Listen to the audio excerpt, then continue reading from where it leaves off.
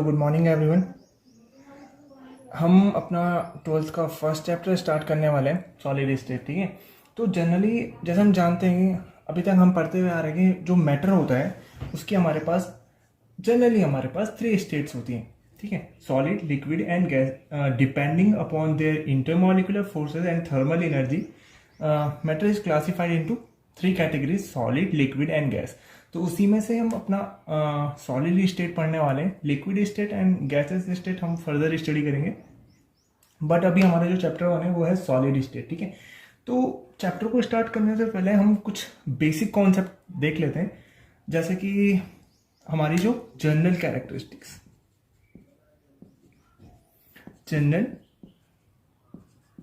Characteristics of solid.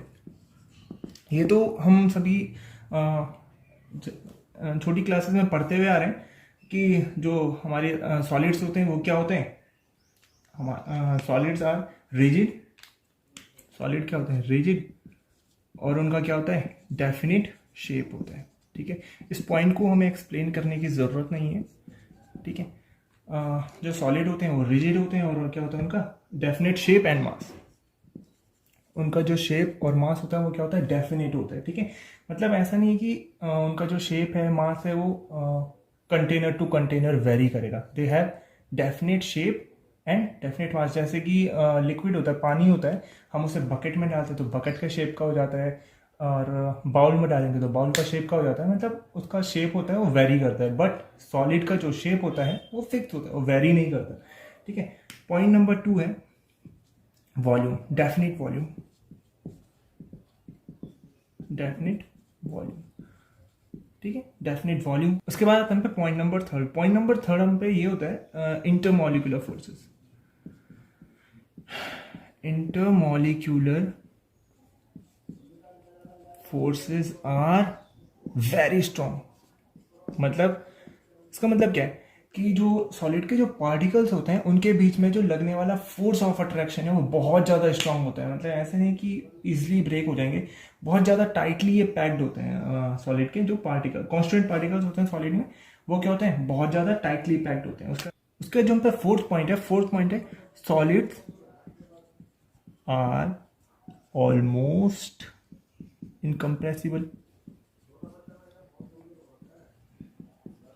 ठीक है, incompressible होते हैं। ये सारे पॉइंट्स आपने अभी छोटी क्लासेस में पढ़े होंगे, तो इतना ज़्यादा एक्सप्लेन करने की इनमें ज़रूरत नहीं है। ठीक है, डेंसिटी क्या होती है इनकी? डेंसिटी क्या होती है सॉलिड की? आप बताइए। Density of solids are greater than liquid and gas. ठीक है, इनकी जो डेंसिटी होती है, घनत्व, सॉलिड के जो पार्टिकल्स होते हैं क्योंकि बहुत ज़्यादा टाइटली पैक्ड होते हैं, इस वजह से इनकी जो डेंसिटी होती है वो लिक्विड और गैसेस स्टेट से क्या होती है? ज़्यादा होती है। ठीक है, अब क्योंकि पार्टिकल्स हैं जो सॉलिड के वो टाइटली पैक्ड हैं, है ना, टाइटली पैक्ड है तो इजीली इधर उधर मूव नहीं कर पाएंगे, और क्योंकि इनमें मूवमेंट कम होगा इस वजह से इनका जो डिफ्यूजन होता है वो भी क्या होगा? कम होगा। तो यही हम पे नेक्स्ट पॉइंट है, solid diffuse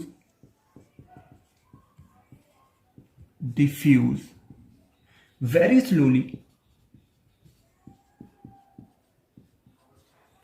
as compared to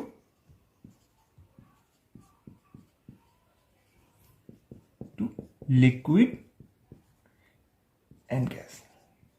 ठीक है, तो यहाँ पे कुछ जनरल प्रॉपर्टीज थी। अच्छा, यहाँ पे एक और इंपॉर्टेंट पॉइंट आ जाता है पे सॉलिड स्टेट का। जब हम किसी भी सॉलिड को हीट करते हैं, मोस्टली जो सॉलिड्स होते हैं वो क्या होते हैं? लिक्विड में कन्वर्ट हो जाते हैं, और इस प्रोसेस को क्या बोलते हैं? मेल्टिंग। और जिस पर्टिकुलर टेम्परेचर पे वो सॉलिड लिक्विड में कन्वर्ट हो जाता है, उस पर्टिकुलर पॉइंट को बोलते हैं मेल्टिंग पॉइंट। ठीक है, तो अच्छा, इसको हम बोल सकते हैं most of the solids become liquid when heated. ठीक है, and this process is called melting point. This process is called melting. This process is called melting. This process is called melting. ठीक है, and the temperature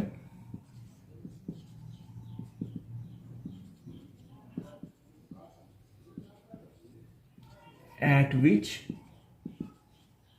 and the temperature at which solid changes into liquid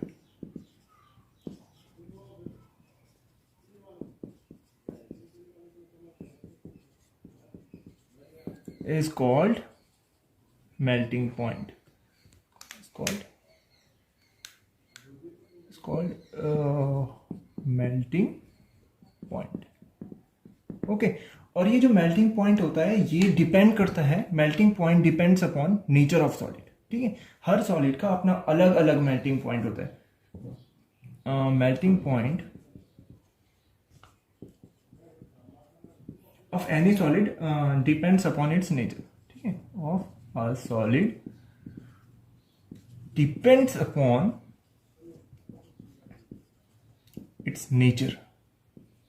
मतलब कि ये solid to जो melting point होता है solid to solid very करता है, अलग अलग सॉलिड्स का अलग अलग मेल्टिंग पॉइंट होता है. तो ये तो थे हम पे सारी जनरल कैरेक्टरिस्टिक्स ऑफ सॉलिड जो कि आपने अभी अपनी छोटी क्लासेस में ऑलरेडी आप लोग पढ़